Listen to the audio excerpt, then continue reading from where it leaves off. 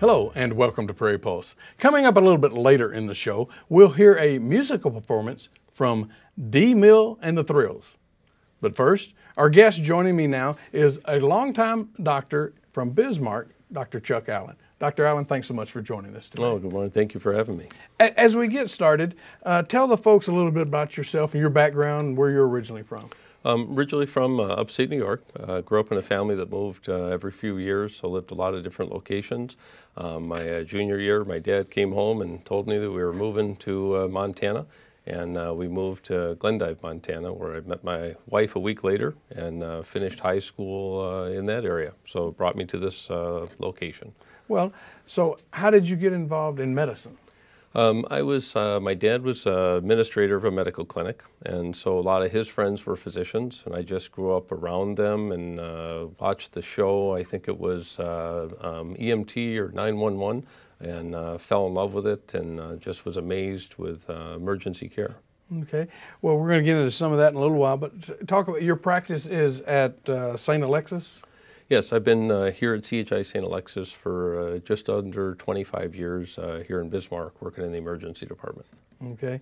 Well, recently North Dakota passed a medical marijuana for North Dakota. So do you have any thoughts, opinions, or anything on that? Can you talk about that? You know, medical marijuana has been a topic that's been on the discussion board since I was in high school, and I remember reading articles then. There's lots of great utility for it. I'm not sure that the modes that they're trying to promote are the best. There's been lots of concerns with the usage in Colorado, how to monitor it, driving, how do you keep it in the right hands, how do you use it for right purposes. So it's going to take a great group of people to get together how to implement that law, but I do have some concerns with it. Okay. Well, really, we brought you here to talk about, you said a couple of things that you do that are interesting. You train EMT personnel, and tell us about that. You know, there's a great number of EMS personnel, both trained at EMT and paramedic levels in Bismarck, throughout North Dakota, and the nation. I'm a medical director for Bismarck Metro Ambulance and Air Medical, as well as Riverdale Ambulance Service up north of us. So we do training, interaction, reviewing runs, and it's a great relationship that we have with EMS personnel in the state. Well, so when you say you do training, I mean, how many weeks, how many, whatever, how long does the training take to get somebody to that level? You know, there's a program here in North Dakota that's kind of run through, or in Bismarck, that's run through BSC as far as paramedic, and I believe it's around 1,000 hours of training total. EMT level is more in the 400-hour level. They require yearly refreshers, which is so many hours of spending time going over topics of interest.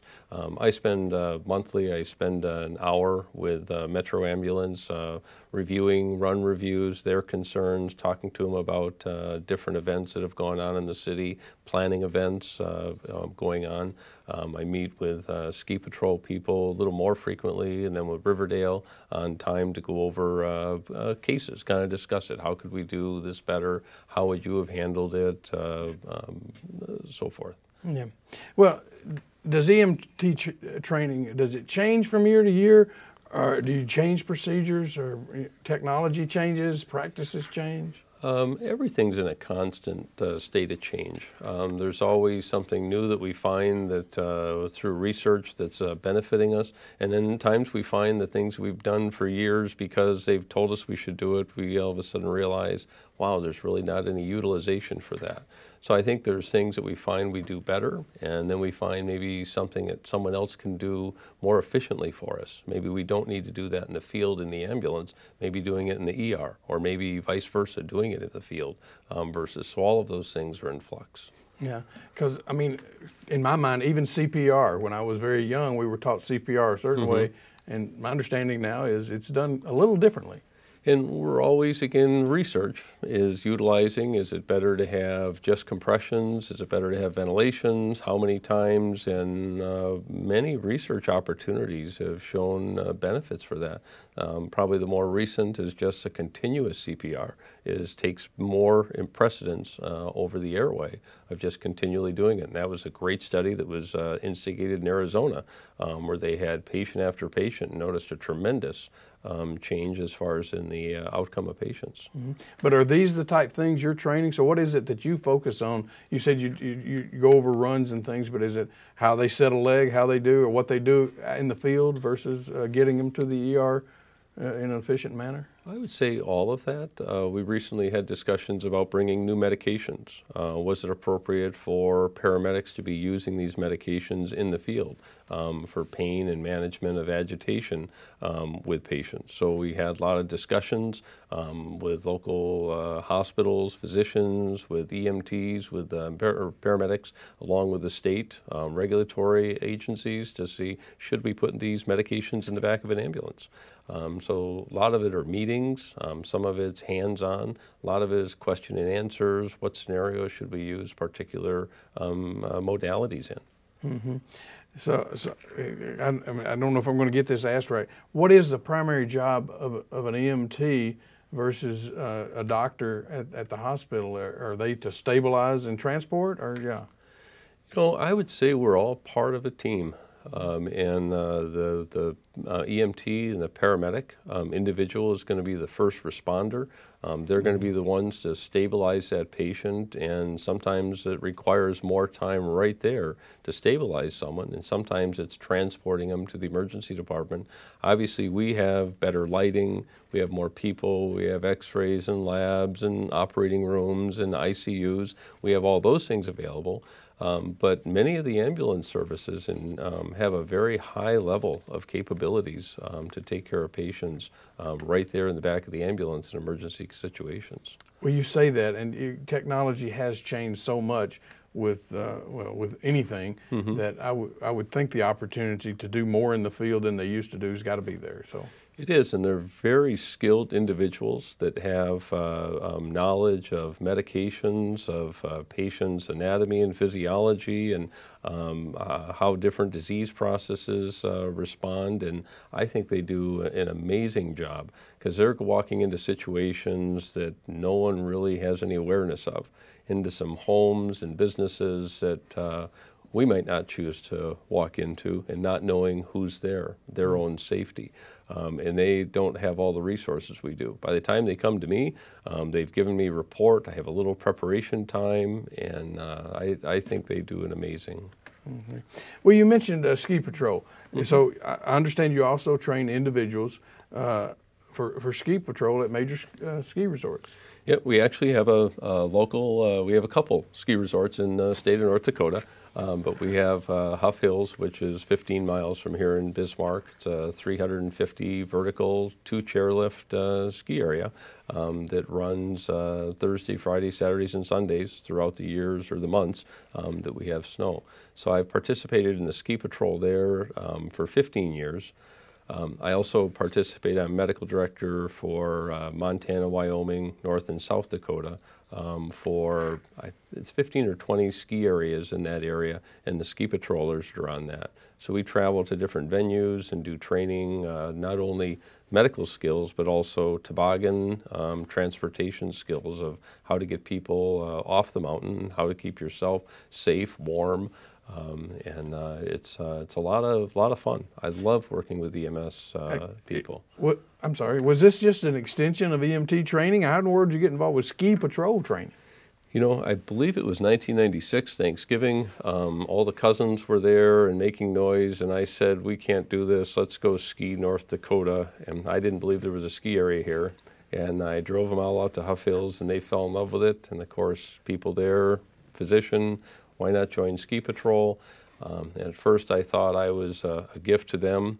And the more I've worked with them, they and everyone involved are the gifts to me. It's just EMS people are hungry to learn. Docs, we know everything. We want to teach you. We know everything. You don't teach docs. Well, you do. But EMS people, they love to learn. They're hungry sponges, and I really enjoy working with them. Yeah. So what do ski patrols do? You mentioned a little bit of it there. I assume they deal with a variety of things at ski resorts, especially with ski accidents. Mm-hmm. Yeah. National Ski Patrol, who I'm part of, is back in 1938, and we had a federal charter from 1980, and we are participating. There's 29,000 national ski patrollers in the country. We're at some 600 different ski areas. Not every ski area is National Ski Patrol, but we not only work in the ski area and take care of accidents and transport people down, but we work at many of these areas during the summer. There's a lot of places that have the bicycles, touring and backcountry riding that a lot of ski patrollers participate in. Ski Patrol participated in Boston Marathon as far as providing first aid to those people. So we're very active, but we're out in the cold. We're out there earlier before anyone else. We're testing the conditions, making sure people have good experiences out there. We're just kind of the part of the mountain. Yeah. Well, with that said, and we may come back to some of that, you know, you've been in the profession now a number of years, and how have you seen the medical profession change over the years? Medical profession obviously has changed in many, many areas. Anyone just going to your doctor, you've seen it. We've specialized more. You see your family doc in the office, but you don't see them in the hospital. There's hospitalists, there's family docs, everyone's specialized. There's more, I think, preventative medicine that we're trying to bring in. There's been a lot more involvement with the government as far as coverage, insurance opportunities. It's totally different. But what it all comes down to is one patient and one physician and team, nursing, other ancillary staffs, just having a relationship together and helping someone get better. Mm-hmm. So why are people living longer today? I think there's a lot of reasons. I think that our research and our capabilities are better. I think people have a desire to live longer, and so they're more willing to step into the medical realm and accept or try treatments to live longer. I think activities are a little bit more, as far as there's been more focus to get more recently to get more active. Mm-hmm. So people are taking better care of themselves, and in terms of course, smoking.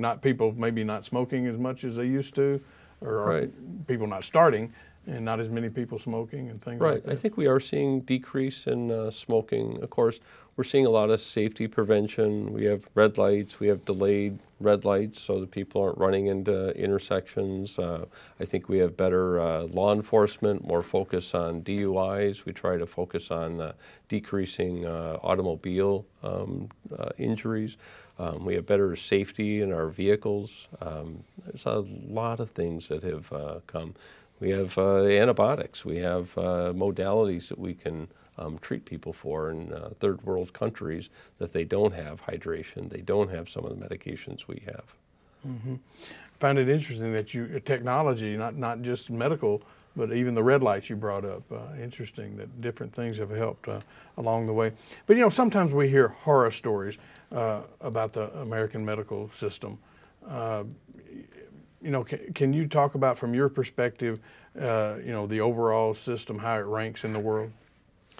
I think there are obviously horror stories that we hear about, and of course with the availability of media today, I think things get broadcast maybe more. Those particular cases get broadcast more, or maybe we didn't hear them. So I think that's part of it. I think medicine has become much safer. We have so many built-in markers, even the computer systems that we use to document and enter orders that give us reminders of medications that interact with each other, or this person's on this medicine, do you really want to order this test, or built-in framework that if a patient comes in and they're on this medicine and this happened, we automatically do that. I think we've built in great opportunities for safety. We were just awarded the safest facility in the state. Safety's become a huge topic in the hospitals and in our meetings. We have whole committees that just focus on patient safety. But there is going to be, and no matter what profession you have, there's going to be things that you don't anticipate. Not only are the practitioners human, but the patients are human. And not everyone reads the same textbook as everyone else does when they present with their disease process, and not everything goes the same way. Mm-hmm. You know, with all the research and achievements that have happened around cancer research, do you think cancer will be, a cure will be found in your lifetime? You know, I'm not sure that I believe there'll be a cure. I think our abilities to treat and prevent cancer will go up, but I think I think we live in a fallen world, and I think there's a disease that's going to be with us for the rest of our time on this earth. But I think we're going to have better knowledge and awareness of how to evaluate and treat. Okay. Well, without divulging any confidentiality, yeah, what maybe are some of the most scary or amazing sort of life-saving events that you've been a part of? You know, when I reflect on that, I think more of the ones that touch you, and there are so many people that are battling with so many things that when you have that opportunity to touch someone's life, not even, I mean, making a big diagnosis or, you know, what someone would say saving, just being able to talk to the person and give them some comfort. The ones that have touched me the most was a young boy, I think he was 4 years old, that they brought in from a fire and placed him in front of me that looked identical to my son. You know, taking that, those are the ones that you remember. Taking care of several people that their loved ones passed away, and I had to walk into a room and talk to people that I knew, not knowing who they were. And that connection, I still think it comes down to patient-physician relationship that you develop. And I think having that rapport is what we do best. Mm-hmm. Well, with that said, how important is it to choose the right doctor, and what advice would you give people to go about looking for one? Yeah. This may kind of sound silly, but I remember a thing with John Madden, you know, Monday Night Football, traveled by bus all the time. He made the comment, someone asked him what was his favorite meal, and he said, the meal I'm having right now. And so I think it comes down to the person you're taking care of right then. And just they're the most important person. So finding someone that you're comfortable with, that you have that rapport with, that you feel the same way. Sometimes I think it's word of mouth. Who else did you see? Who else? Because I might sit with a group of people that are really into cars, and I might get along with them, or I might not, and I might go over and might see someone that's a real foodie, and I might just, your personality, get along with them and not. That's the rapport you want to have, that you can sit and actually talk with the person. And then they're more likely to tell you what's really going on in their life, and more likely to accept your recommendations to go on. So I think word of mouth and just your interaction with them. How do you get along with a person? Mm-hmm. You know, there's some people that say, I feel good, I don't need to see a doctor. They haven't seen a doctor for years. What would you say to something like that? I was that one person at one time. I actually went this morning. But I think it's really important, one, to establish that rapport. If you have someone that you've met, they know who you are, they can kind of help monitor things. And also, when you do get sick, they have that information that they can help you with. So I think that yearly visit, I think, is extremely important. They can go through reminders, they can pick up subtle things that you may be feeling fine with, but when you start asking those questions, how are you doing with this, how are you doing with that, all of a sudden things change just a little bit. Mm-hmm. Well, Dr. Allen, we're out of time, but if people want more information, where would you say, where could they go, who could they contact? As far as for medicine, I think resources like WebMD, Mayo Clinic, Cleveland Clinic, your local hospital have websites attaching them to it, are absolutely awesome. Okay. Well, Dr. Adam, thanks so much for joining us. Thank you very much. Stay tuned for more. D Mills and the Thrills has its members scattered throughout Minnesota and North Dakota. But when they get together, you can expect original jazz-influenced hip-hop with a Midwestern flair. Here's a look at their performance for Prairie Public's music series, Prairie Musicians. My name is Diane Miller. I am the lead vocalist of D Mills and the Thrills. I'm originally from Fargo, North Dakota. I went to college in Moorhead, and I now live in Minneapolis. A lot of people know hip-hop as a backed-up DJ with lots of electronic things, and we're unique in that obviously we play live instruments. I learned how to rap essentially by listening to the radio when I was a little kid. Hip-hop always stuck out to me. Just there's an aesthetic about rap music that's just so different than every other genre there is. I would start like just rapping to myself, and people were like, do that again, that sounded really cool. Wow, people really take appreciation to this, and it's been a genre that has always stuck with me, and I absolutely love it.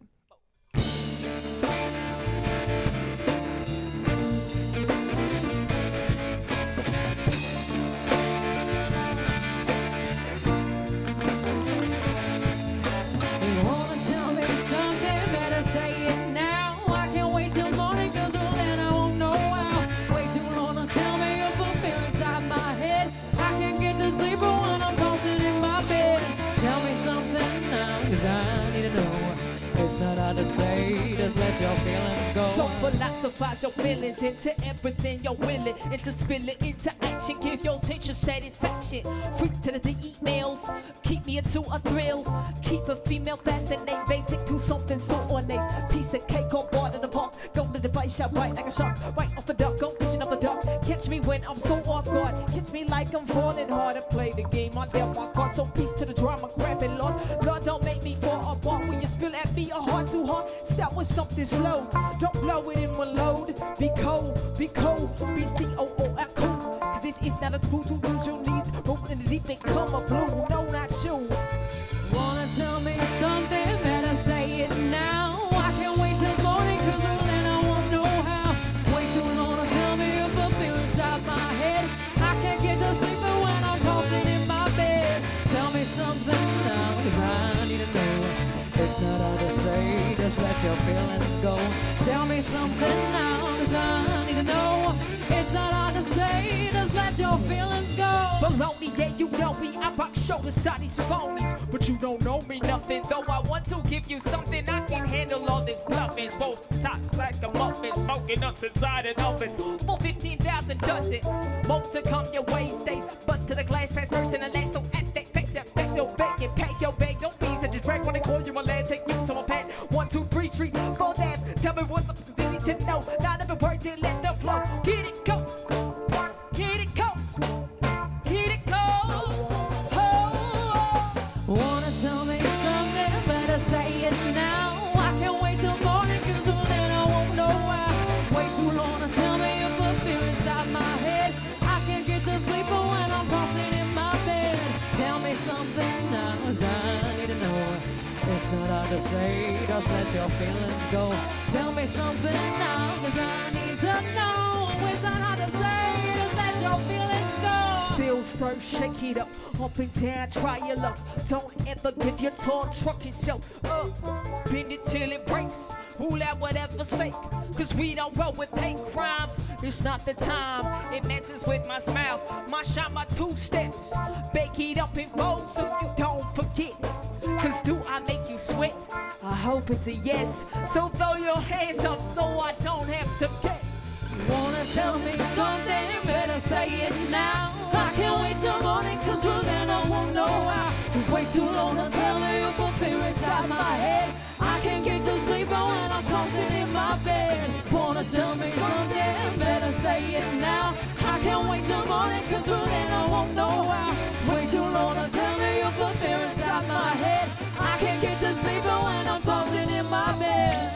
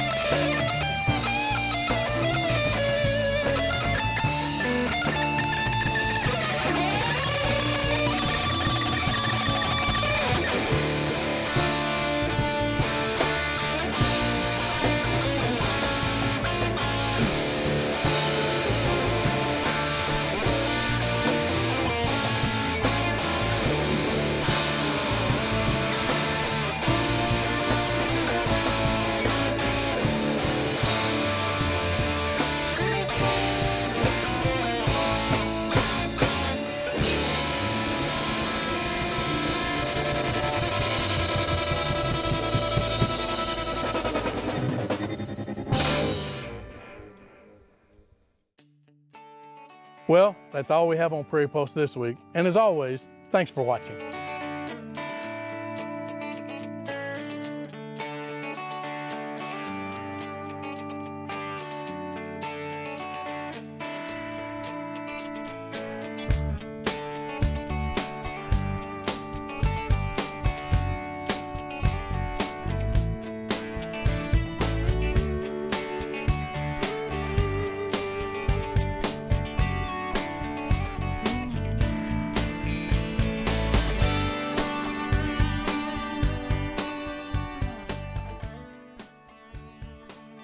Funding for Minnesota Legacy programs are provided by a grant from the Minnesota Arts and Cultural Heritage Fund, with money from the vote of the people of Minnesota on November 4th, 2008. And by the members of Prairie Public.